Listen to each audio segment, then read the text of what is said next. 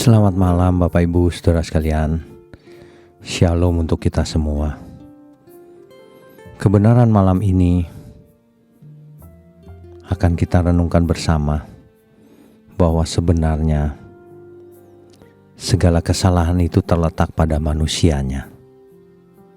Keras kepala, saudara. Keras kepala ini bukan hanya sekedar sifat, tapi kondisi hati seseorang yang menolak untuk ditundukkan.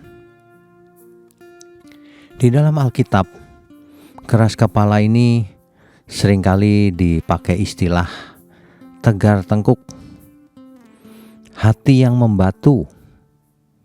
Contohnya dalam Keluaran 32 ayat 9. Mereka adalah bangsa yang tegar tengkuk. Artinya menolak untuk diarahkan, sulit ditegur, merasa diri selalu benar. Akar dari keras kepala ini antara lain karena kesombongan. Yang kedua, takut kehilangan kendali. Karena menundukkan diri berarti mengalah, menyerah, mempercayakan hidup kepada Tuhan. Dan itu sukar sekali bagi orang yang keras kepala. Dan yang ketiga, penyebabnya adalah luka batin yang tidak disembuhkan.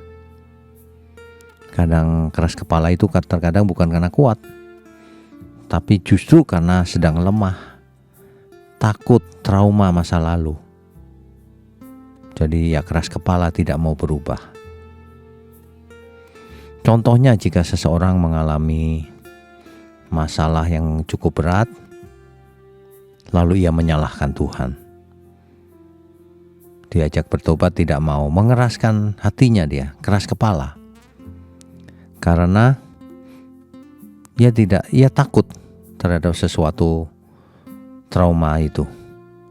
Contohnya kalau di Alkitab itu Fir'aun yang berulang kali menolak peringatan Tuhan. Dicatat contohnya di Keluaran 8 ayat 15. Fir'aun mengeraskan hatinya. Ia sendiri yang mengeraskan hatinya mula-mula. Akhirnya itu membawa kebinasaan memang. Contoh lain adalah Israel di padang gurun. Sudah melihat mujizat, tetapi terus-menerus bersungut-sungut dan membantah. Contohnya lagi Yunus. Yunus tahu kehendak Tuhan, tapi malah melarikan diri. Bahaya dari keras kepala ini, orang tersebut pasti sulit bertumbuh, menutup telinga terhadap kebenaran, memperlambat pekerjaan Tuhan dalam hidupnya, sehingga ia tidak bisa berubah. Ia kaku. Amsal 29 ayat 1. Siapa keras kepala akan tiba-tiba dihancurkan tanpa dapat disembuhkan. Ayat ini memang keras, tetapi jujur, saudara. Orang yang keras kepala itu kalau tidak sempat bertobat lagi ya binasa, saudara. Makanya kita harus belajar merendahkan diri di hadapan Tuhan. Mau ditegur, melembutkan hati, meresponi semuanya itu sebagai teguran Tuhan, maka kita akan terbebas dari keras kepala itu. Selamat malam, Tuhan Yesus memberkati.